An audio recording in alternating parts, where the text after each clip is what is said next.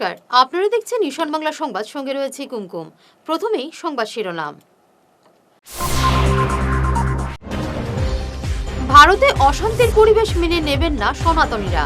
বিলাইপুরে হিন্দু সম্মেলন থেকে বার্তা ধর্মগুরু গৌতম মিশ্রের।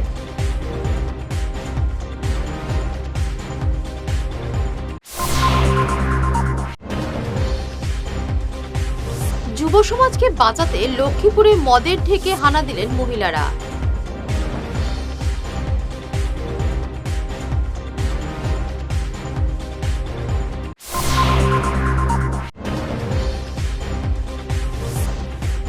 পাতারকান্দিতে জল জীবন মিশনের আড়ালে অর্থের লুট, প্রধানমন্ত্রীকে নালিশ কংগ্রেসের।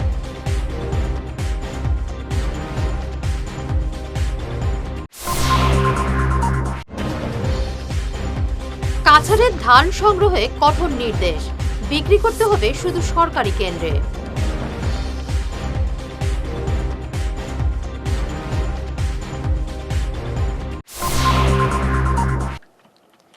শুরু করছি বিস্তারিত ঈশান বাংলা সংবাদ। ঐক্য, শান্তি এবং সত্যের বার্তা ছড়িয়ে দিতে হাইলাকান্দির বিলাইপুরে সাড়ম্বরে অনুষ্ঠিত হল হিন্দু সম্মেলন এবং বিশ্বশান্তি যজ্ঞ। শুক্রবার বিলাইপুর এলাকায় 10,000-এরও বেশি পুণ্যার্থীর উপস্থিতিতে এক অভূতপূর্ব উৎসবমুখর পরিবেশের সৃষ্টি হয়। অনুষ্ঠানের প্রধান আকর্ষণ ছিলেন প্রখ্যাত ধর্মগুরু গৌতম মিশ্র। তিনি উপস্থিত জনতাকে ধর্মের প্রতি নিষ্ঠা, সত্যবাদিতা এবং নিয়মিত গীতাপাঠের মাধ্যমে আধ্যাত্মিক জীবন গড়ার আহ্বান জানান। ভারতের হিন্দুরা অসুরক্ষিত এমন রাজনৈতিক দাবিকে নাকচ করে দিয়ে তিনি বলেন, ভারত মূলত শান্তিপ্রিয় সনাতনী মানুষের দেশ এবং এখানে কোনো ধরনের অশান্তির পরিবেশ মেনে নেওয়া হবে না। অনুষ্ঠানে অন্যান্যদের মধ্যে উপস্থিত ছিলেন বিজেপির প্রাক্তন জেলা সভাপতি সুব্রত নাথ, প্রদেশ যুব মোর্চার সহ সভাপতি মিলন দাস, বিশ্বজিৎ কৈরি সহ অন্যান্যরা। বিলাইপুরের এই বিশাল ধর্মীয় সমাবেশ হাইলাকান্দিতে এক নয়া উদ্দীপনার সৃষ্টি করেছে। प्रोग्राम बहुत ही सफल था। ये हाइलाकांदी में आयोजक लोगों को मैं बहुत धन्यवाद देना चाहूंगा। आप मीडिया वालों को बहुत धन्यवाद देना चाहूंगा कि आप लोगों ने इतना अच्छा ये कवरेज किया। विश्वजीत कोयरी जी हैं, इनको मैं धन्यवाद देना चाहूंगा। वहां से मुझे काशी से बुलाकर लाए हैं। एक नौका पूजा भी ये लोग आयोजन कर रहे हैं। नौका पूजा के ये पुरोहित हैं। हिंदू सम्मेलन वहां पर भी एक आयोजित होगा। हिंदू तो कभी ना खतरे में था ना खतरे में रहेगा। हिंदू तो शक्तिशाली संगठन है। बस एक ये बात है कि हम लोग सम्मेलन इसलिए करें ताकि हम एक साथ संगठित होकर रहें। हिंदू कभी भी ना कमजोर था, ना कमजोर है, ना कमजोर रहेगा। हिंदू ही हिंदुस्तान पर राज्य करेगा। यहाँ पे करीब 15,000 लोग आए थे। 15,000 लोगों ने यह उत्साह दिखाया है। और ये सिर्फ 15,000 लोग यहाँ पे नहीं आ रहे हैं। जो मैंने जैसा कि कहा कि कश्मीर से कन्याकुमारी तक और गुजरात से लेकर नागालैंड तक जो ये पूरा कार्यक्रम चल रहा है, ये हर जगह ये उत्साह देखने को मिल रहा है। ये उत्साह ही जो है, जो हम सभी को, हिंदुओं को एकत्रित करने का एक अच्छा साधन है। और हिंदू संगठित पहले था, अभी भी है और आगे भी रहेगा। ये हिंदू राज्य और राम राज्य स्थापित होकर रहेगा। हिंदू राष्ट्र तो ये अभी भी है, पहले भी था और भविष्य में भी रहेगा। इसमें हमको हिंदू राष्ट्र बनाने की आवश्यकता तो है नहीं, क्योंकि हिंदू राष्ट्र है ही। हम इसको हिंदू राष्ट्र ही मानते हैं और जितने लोग यहाँ पर वास करते हैं सभी हिंदू हैं। যুব সমাজকে বাঁচাতে এবার সরাসরি মদের ঢেকে হানা দিলেন কামরাঙ্গার মহিলারা। বৃহস্পতিবার রাতে লক্ষ্মীপুরের কামরাঙ্গা পার্ট 2 এলাকায় উত্তেজনা ছড়িয়ে পড়ে। স্থানীয়দের অভিযোগ, এলাকায় 10টিরও বেশি অবৈধ মদের ঢেক চলায় নেশাগ্রস্ত হয়ে অকালে প্রাণ হারাচ্ছে যুবকরা। বারবার থানায় জানিয়েও কোনো কাজ না হওয়ায় মহিলা মঞ্চের সভানেত্রী অনিতা রি এবং বিজেপি বুথ সভাপতি বিকাশ রির নেতৃত্বে মহিলারা ঐক্যবদ্ধ হয়ে মদের ঢেকগুলো বন্ধ করতে ঝাঁপিয়ে পড়েন। জুয়ান ছেলেগুলা স্যার একদম মদ খাইয়ে খাইয়ে জুয়ান জুয়ান বউ বেটি রয়ে যাচ্ছে, তারা মদ খাইয়ে মরে যাচ্ছে। তো তার অবস্থাটা কি হইব? চারটা আমারই ছেলে, ভাসুরের 4টা ছোটো ছোটো ছেলে আছে। জুয়ান ছোকরাটা এই মদ খাইয়ে খাইয়ে মরে গেল। তো ওইটারই লাগিন আমরা মানে সহযুক্ত হচ্ছি যে যেতে যেমন আমাদের এই মদটা যেমন এইখানে সরে যায়। আর আমাদের এখানে অনেক মদের দোকান, তাই মহিলারা আমাকে আপত্তি করে যে তোমরা এখানে বিজেপি বুথ প্রেসিডেন্ট থাকতেও, মেম্বার থাকতেও আমাদের এখানে অতটা মদের দোকান, আমরা বহুতবার প্রতিবাদ করেছি কিন্তু আমাদের কথা শুনছে নাই। তাই আমাদেরকে সহযোগিতা করো। এর কারণে আমি ওদেরকে বললাম যে তোমরা যে প্রসেসে বন্ধ করার চেষ্টা নিয়েছো চেষ্টা চালিয়ে যাও, ছাড়িও না। এইটাই আমাদের গাঁয়ের খুব একটা লাভ হবে। আর এই বিষয়ে আমিও দোকানওয়ালাদের সঙ্গে বাত করেছি যে এইটা যেটা মহিলারা করছে আমাদের গাঁয়ের ভালো লাগি করছে, কিন্তু আমার তো আর বলার নাই, বলছি কিন্তু ওরা বুঝছে নাই। এর লাগি মহিলারাকে আমি বলি যে এটা করার লাগে। আমার নাম নমিরি। আমি অনেক 2016 থেকে মানে মদের দোকান বন্ধ করবার লেগে আমরা মহিলারা সহযোগিতা করেছিল, কিন্তু 16 বন্ধ হওয়ার পরে এখন চলার 25 এখন দেখা যায় আমরা 3টা দোকান পাইছিল 16, এখন অনেক দোকান হয়ে গেছে, এখন 9টা দোকান আমরা পাই। তো আমরা মদের দোকানে আমরা গিয়া কইলাম যে তোমরা মদ বন্ধ করো।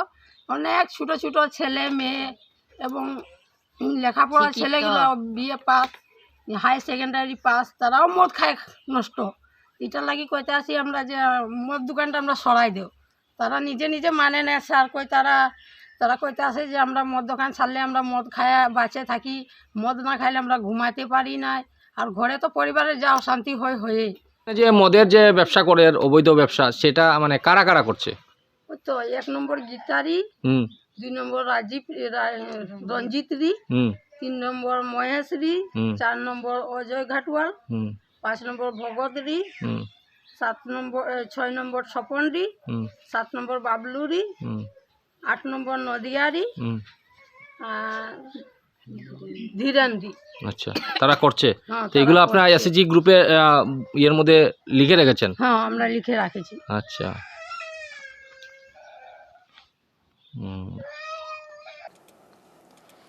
কেন্দ্রীয় সরকারের স্বপ্নের প্রকল্প জল জীবন মিশন বাস্তবে চরম ব্যর্থ এবং এর আড়ালে অর্থ লুটের অভিযোগ তুলল পাতারকান্দি ব্লক কংগ্রেস। শুক্রবার প্রাক্তন বিধায়ক মনিলাল গোয়ালার নেতৃত্বে এক প্রতিনিধি দল পাতারকান্দি সমজেলা কমিশনারের মাধ্যমে প্রধানমন্ত্রীর কাছে এক স্মারকপত্র পাঠিয়েছে। কংগ্রেসের অভিযোগ, পাতারকান্দির প্রত্যন্ত অঞ্চলের জনগণ আজও বিশুদ্ধ পানীয় জল থেকে বঞ্চিত। প্রায় 60% মানুষ জলকষ্টে ভুগছেন। বেশিরভাগ জল সরবরাহ প্রকল্প হয় বন্ধ, নয়তোবা যান্ত্রিক এবং বৈদ্যুতিক ত্রুটির অজুহাতে অচল হয়ে পড়ে রয়েছে। প্রকল্পের বিপুল অর্থ কোথায় গেল তা নিয়ে সঠিক তদন্ত এবং অকেজো প্রকল্পগুলো অবিলম্বে সচল করার দাবি জানানো হয়েছে প্রধানমন্ত্রীর কাছে। দাবি পূরণ না হলে ভুক্তভোগীদের সঙ্গে নিয়ে বৃহত্তর আন্দোলনের হুঁশিয়ারি দিয়েছে কংগ্রেস। মিশনের ফেইলার, তার যে অবস্থা, অর্ধেকের চেয়ে বেশি জল জীবন মিশনের যে স্কিমগুলো এগুলো ফেল করেছে। জল দিচ্ছে না, কোনো জায়গায় ট্রান্সফরমার নেই, কোনো জায়গায় অন্য কিছু নেই। মানে এইগুলা যখন খুব জাঁকজমকের সঙ্গে আরম্ভ করেছিল সরকার, আমরা ভাবেছিলাম প্রত্যেকের ঘরে আমরা জল পাবো, কিন্তু দেখা যায় এখন তো জল নাই। কোনো জায়গায় ট্রান্সফরমার নাই, কোনো জায়গায় পাইপ বিকল, কোনো জায়গায় ইঞ্জিন বিকল, মোটর নাই, এইভাবেই চলছে। তো এই কোটি কোটি টাকা যে ব্যয় হয়েছে, তার বিরুদ্ধে আমরা আজকে এই স্মারকপত্র সরকারকে দিচ্ছি। স্মারকপত্র যদি আমরা উল্লেখ করেছি, সরকার যদি নির্দিষ্ট সময়ের ভিতরে আবার এইগুলাকে রেস্টোরেশন না করে, পুনর্বহাল না করে, ভালোভাবে জল না দেয়, তাহলে আমরা পরবর্তীতে অন্য বড় রকম এজিটেশনে আমরা নামব। আজকে মাত্র আমাদের পার্টির নির্দেশ, একমাত্র পয়েন্ট হলো জল জীবন মিশন নিয়ে। এই জন্য আমরা বেশি কথা বলছি না। অন্যদিন আরও অনেক কেলেঙ্কারি আছে, আপনারা সামনেই দেখতে পাচ্ছেন। এইগুলো আমরা উদ্ঘাটনের চেষ্টা করব। পাতাৰকান্দি কংগ্ৰেছ পাৰ্টি আমি ইয়াৰ CDC তাতে আহিছোঁ, আমাৰ এক্স MLA মনিলাল গোৱালাৰ লিডাৰশ্বিপত। আজি আমাৰ উদ্দেশ্য হ'ল যে অসমত যি আমাৰ জল জীৱন মিছনৰ নামত যি স্কেম হৈছে, যে ৰাইজত পানী দেৱাৰ কথা কৈ যে অৰ্থ লুণ্ঠন হৈছে, আমি সেইটোৰ প্ৰতিবাদে আজি দেশৰ প্ৰধানমন্ত্ৰীৰ তাতে সেইটো ইনভেষ্টিগেশ্যন হ'ব লাগে। আমাৰ ৰাইজৰ যিটো পাব্লিক মানিৰ মিছ ইউটিলাইজ হৈছে সেইটোৰ এনকুৱাৰী হ'ব লাগে বুলি আমি আজি দাবী জনাইছোঁ। আপোনালোকে জানে যে এই আমি পাতাৰকান্দি সমষ্টিৰ কথাই কৈছোঁ, বাকী অসমৰ কথা আমি বাদ দিলোঁ।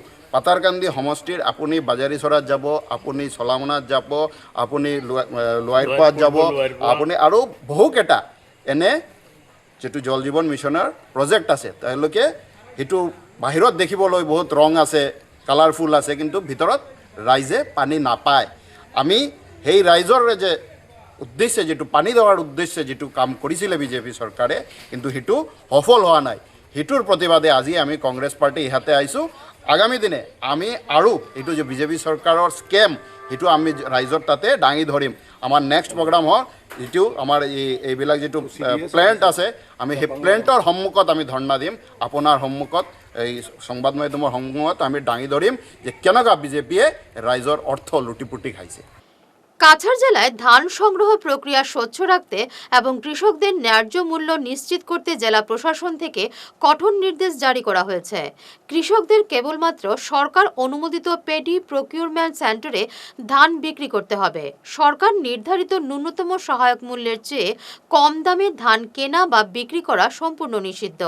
সঠিক লাইসেন্স নেই এমন কোনো ব্যবসায়ী বা এজেন্টের কাছে ধান বিক্রি করা যাবে না। প্রশাসনের বৈধ অনুমতি ছাড়া জেলা বাইরে ধান পরিবহন বা বিক্রির উপর নিষেধাজ্ঞা জারি করা হয়েছে। শুক্রবার দুপুরে ভয়াবহ অগ্নিকাণ্ডের সাক্ষী থাকল উধারবন্দ। পানগ্রাম বিট অফিসের পাশে পূর্ব ভারতী গ্যাস কোম্পানির ক্যাম্পে দুপুর 2:30 নাগাদ এই অগ্নিকাণ্ড সংঘটিত হয়েছে। আগুনে কোম্পানির মজুত করে রাখা প্রচুর পরিমাণ পাইপ পুড়ে ছাই হয়ে যায়। ঘটনার জেরে এলাকায় ব্যাপক চাঞ্চল্য ছড়িয়ে পড়ে। তবে কিভাবে এই আগুনের সূত্রপাত হলো তা এখনো স্পষ্ট হয়নি। 2:30 নাগাদ এই এলাকার হঠাৎ করে আমি রোড ক্রস করার সময় দেখছি এখানে আগুন জ্বলছে। ওই সামান্য ফাঁক দিয়ে দেখা গেছে, সঙ্গে সঙ্গে থানাকে ফোন করা হয়েছে। তার সঙ্গে আমি এখানে ফোন করতে করতে আরও আমাকে দুজন বলছিল এখানে আগুন জ্বলছে।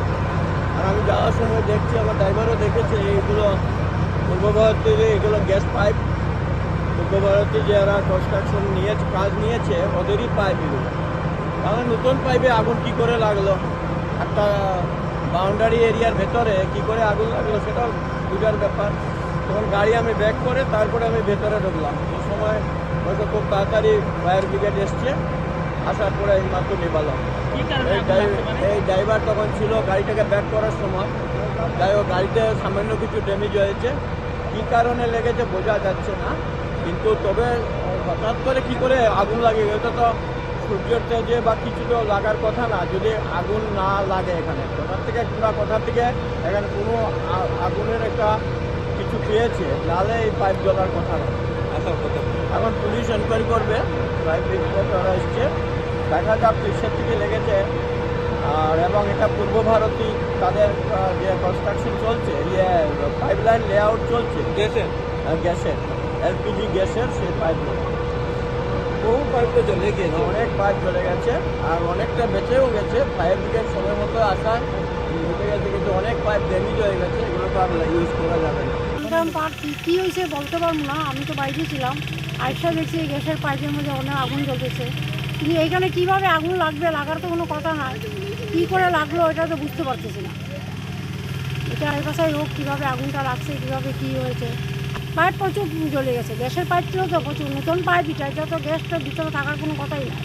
কিন্তু কীভাবে আগুন লাগছে সেটা বলা বড় মুশকিল। গুমরা সমবায় সমিতির নয়া চেয়ারপারসন মনোনীত হয়েছেন পশ্চিম কাঠিগড়া মণ্ডল বিজেপি সহসভাপতি অনিল দাস। ভাইস চেয়ারপারসন হয়েছেন এনামুদ্দিন বরভুইয়া। আজ নবনির্বাচিত বোর্ড অব ডিরেক্টরসরা এক সাধারণ সভায় বসে এই সিদ্ধান্ত নিয়েছেন। এদিন নবনির্বাচিত 10 জন বোর্ড অব ডিরেক্টর এই দুজনকে সমর্থন করেন। বাকি 5 বোর্ড ডিরেক্টর এদিন অনুপস্থিত ছিলেন। এদিন সভা পরিচালনা করেন সমবায়ের সিনিয়র ইন্সপেক্টর রেহান উদ্দিন লস্কর। উপস্থিত ছিলেন গুমরা সমবায়ের সচিব জাবির আহমেদ লস্কর সহ অন্যান্যরা।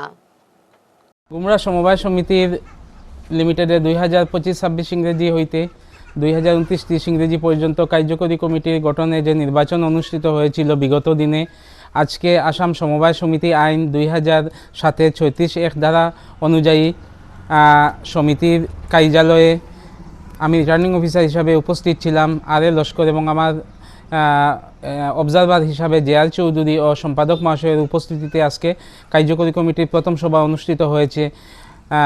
ওই সভায় সর্বসম্মতিক্রমে আজকে বিওডির পক্ষ থেকে শ্রী অনিল দাস মহাশয়কে সভাপতি সর্বসম্মতিক্রমে সভাপতি নির্বাচিত করা হয়েছে এবং শ্রী এনামুদ্দিন বড়বইয়া মহাশয়কে সহসভাপতি আগামী 5 বছরের জন্য সর্বসম্মতিক্রমে নিযুক্ত ওনাদের পক্ষ থেকে নির্বাচিত করা হয়েছে।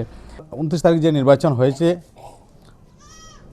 এই সহজীবীর যারা শেয়ার হোল্ডার, আমার পিতৃতুল্য মাতৃতুল্য আরও বয়োজ্যেষ্ঠ যারা আছেন, আমরা দেখেছি এত কষ্ট করে রোদের মধ্যে ওনারা পরিশ্রম করে গণদেবতা যারা ভোট দাতা যারা ভোট দিয়েছেন কঠোর পরিশ্রম করে,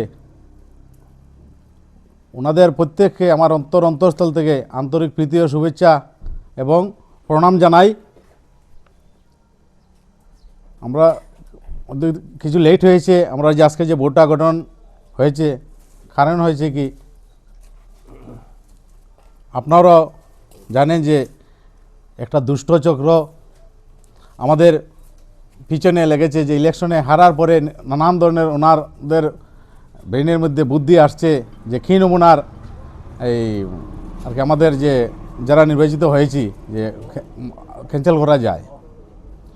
ওনারকে ইয়া কমপ্লেন করছেন, কেবা খারা কোর্টের দ্বারা হাইকোর্টের দ্বারস্থ হয়েছেন, কিন্তু আমি জানি যে আমার এই সহজীবীর যারা বয়োজ্যেষ্ঠ যারা আছেন ওনাদের আশীর্বাদে ওনারা কিছু করতে পারবেন না। কেননা 10 বছরে ইলেকশন হয়েছে, আমাদেরকে আমরা যারা এখানে বোর্ড অফ ডিরেক্টর যারা হয়েছি প্রত্যেকটা দিন আমাদের এই যে সহজীবী যারা বয়োজ্যেষ্ঠ যারা ময়মুরব্বী যারা জ্ঞানীগুণী যারা আছেন, যে আপনারা যে এই যে একটা দুষ্ট চক্র যে নমুনার আপনাদের পিছনে ষড়যন্ত্র করছে, আপনারা পিছনে আমরা আছি ওনাদের আর কি মনোবলে। আমরা গতদিনে একটা শুনছি হিয়ারিং হয়েছে, সুন্দর হয়েছে, 22 তারিখ একটা আজকে একটা নোটিশ এসেছে, কিন্তু কোনো কিছু ওনারা করতে পারবেন না, কেননা আমাদের সঙ্গে আশীর্বাদ আছে ময়মুরব্বীর। বরখোলা থানা থেকে বদলি হলেন ওসি জোসেফ ভি কেইভাম। শুক্রবার থানার পুলিশ কর্মীরা তাকে বিদায় সম্বর্ধনা জানান। বিদায়ী ভাষণে কাছাড়ের জনগণকে প্রশংসায় ভাসিয়ে দেন ওসি। কাছাড়ে 3 বছর কাজ করে তার অনেক ভালো লেগেছে বলে তিনি জানান। বিশেষ করে কাছাড়ের গ্রামাঞ্চলের মানুষকে প্রশংসায় ভাসিয়ে দেন তিনি। অনুষ্ঠানটো আমাৰ থানা ষ্টাফে ৰাখিছে, মই ইমানো ভাবা নাছিলোঁ, কিন্তু মই যোৱা মাহৰ মানে নৱেম্বৰ মাহত মই আমাৰ বৰখোলা থানাত মানে বৰপত্ৰ বিষয়া হিচাপে মই জইন কৰিলোঁ। আৰু মই এইটো ইয়াত অহাটো মানে মোৰ ইচ্ছা নাছিলে ক'ব লগা হ'লে, কিন্তু আমাৰ এছ ছাৰে মোক ক'লে যে তুমি যোৱা, আৰু যিমান দিন তুমি ডিষ্ট্ৰিক্ট ট্ৰান্সফাৰটো হৈ আছে তুমি নোহোৱালৈকে তুমি থানাত অলপ বৰখোলাত থাকি দিয়া, আৰু তুমি এনেকা তাত শিলচাৰত থকা। সেইকাৰণে আহিলোঁ। অহাৰ পাছত খুব মানে আমাৰ যিমান হওক, আমাৰ যিমান ষ্টাফ সকলোকে আমাৰ এইটো কি আছে বেটেলিয়ান ষ্টাফ হওক, আমাৰ থানা ষ্টাফ হওক, অফিচাৰ হওক, আৰু আমাৰ সাংবাদিক বন্ধুসকল হওক, যিমান মই ইয়াত আহি দেখা পাইছোঁ খুব ভাল লাগিছে। আৰু আমাৰ খুব ৰিলেশ্যনটো মানে ক্লোজ হৈছে, আৰু কাম চাম কৰাত মানে এইটো ভালো লাগিছে। এতিয়া কিন্তু আমাৰতো এনেকা পুলিচৰ চাকৰিত মানে বদলা বদলিটো হৈ থাকে, আৰু এটা ডিষ্ট্ৰিক্টৰ পৰা এটা ডিষ্ট্ৰিক্টলৈ মানে এইটো আমাৰতো সদায় নিৰ্বাচন আহিলেতো যাবই লাগিব। আৰু আমাৰ এতিয়া মোৰ কাছাৰত মোৰ 3 বছৰ পাৰে হ'ল, 3 বছৰ মই যোৱা অগাষ্ট মাহতে মোৰ 3 বছৰ মোৰ হৈ গৈছিলে, এতিয়া 3 বছর 4 মাহ হল। আৰু শেষ করার আগে বিশেষ ঈশান বাংলা সংবাদ আরও একবার। ভারতে অশান্তির পরিবেশ মেনে নেবেন না সনাতনীরা। বিলাইপুরে হিন্দু সম্মেলন থেকে বার্তা ধর্মগুরু গৌতম মিশ্রের।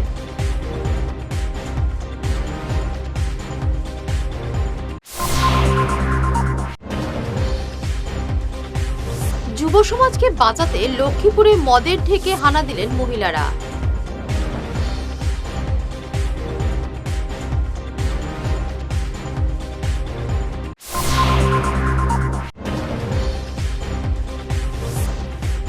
পাতারকান্দিতে জল জীবন মিশনের আড়ালে অর্থের লুট, প্রধানমন্ত্রীকে নালিশ কংগ্রেসের।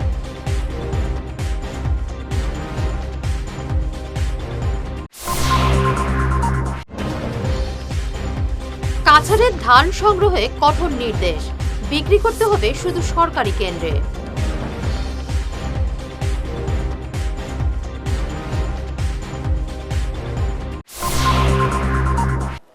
এখনকার মতো ঈশান বাংলা সংবাদ এ পর্যন্তই। নমস্কার।